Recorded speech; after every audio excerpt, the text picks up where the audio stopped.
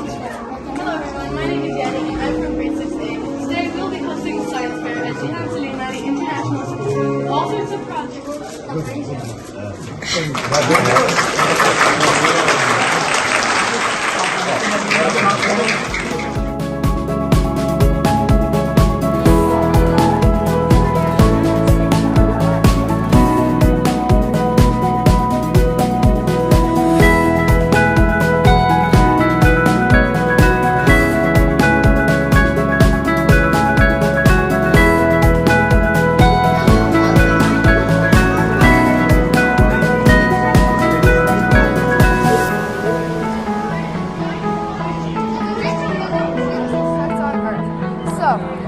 In the daytime, when the sun shines through the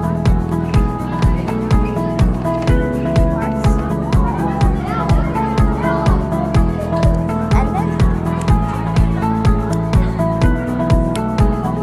you aim the top at the material that you're using it on, like this.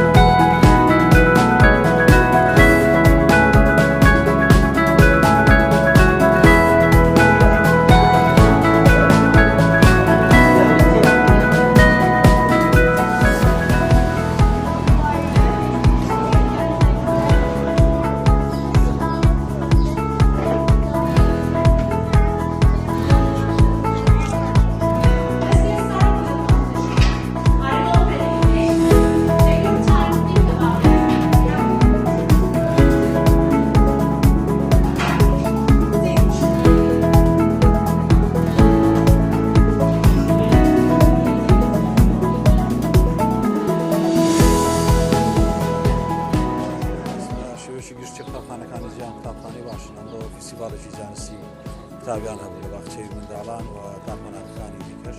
لەس عمری 5 ساڵی 6 ساڵی بتوانیتن بە 2 زمان بە 3 زمان قسەی بکاتن ئەوە جێ بەختەوەریە پرۆژەکان گشتگیر بوو زیاتر لە 6 پرۆژە بوو هەموو زیاتر لە 300 قوتابیکا بەشدار بوو ئەمە خۆی لە خۆیان کارێکی قورسا کە کارگەڕی قوتابخانەکە پێویستاوە خۆشی بوو کە لە تەمەنێکی زۆر کچکە لە بواری زانستی تەواو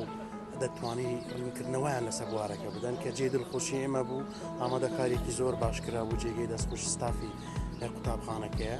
ويعني باستی شرحیانەکەن من خۆم بەڕاستی زۆر معجیبی پێشکەشکردنیان و قسەکردنیان بووم وانە من وەکو باوکی تەلەبەکەی خۆم ئەبینم کە ئاوە یعنی ئاسیەونە بەرزە یعنی تا ئەسە نەمبینیوە لە مەکتەبەکانی کە ئاشتیوام نەبینیوە بەم ئاستە بەرزە تەلەبە بتوانێ هەم بە کوردی هەم بە ئینگلیزی بە هەمان شێوە پێشکەشی ئەو شتە بکاکە ئەساسی بڵێن ئەو شتانەی کە دروستیان کردو مادانەی کە دروستیان کردووە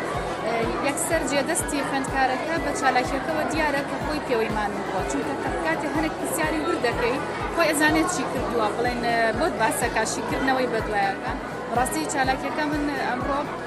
چۆن لە جۆرێک لە سەرسامی پێوە دیارە کارێکی زۆر گرنگە بۆ پێشکەشتنی بەهرەکانیان بۆ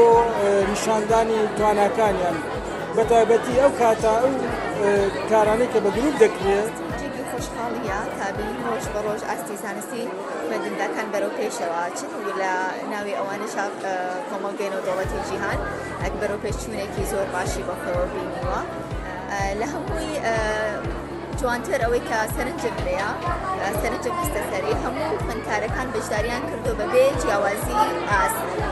واتە تەنها خوێندکاری زیرەک نەهێنراونەتە پێشەوە بۆ ئەوەی کە ڕوویەکی جوانیان ئاستێکی بەرزی پرۆجێکتەکان پیشان بدرێت وەکو هەموو خوێندکارەکان بەشداریان پێکراوە کامەلایەنێکی جوانی فستیڤالێک هەیە زانست گرنگیشی زۆری هەیە لەوانەیە بەشیشی گەورەی کە ئێمە ئێستا وەکو میلەت لەم قۆناغای خراپەیە ئەوەیە کە گرنگیمان بە زانست هەیەوە بۆ ئێوە کارێکی زۆر گرنگە کام مناڵانە لە ئێستاوە گرنگی بن بەو بوارە و بچنەوە لە کارەکانیەوە بەقەت ئەو دەرسانەی خوێندن گرنگە لە زیاتریش جیهان بۆ من زۆر جێی سەرنجە کە چالاشیان زۆرە بەردەوام ڕۆژ یعنی ئەم چالاشیانە دائیمەن تەلەبەکانتان دڵخۆشەکە زیندویەکە هەستەکەم زیندوی تەلەبەکان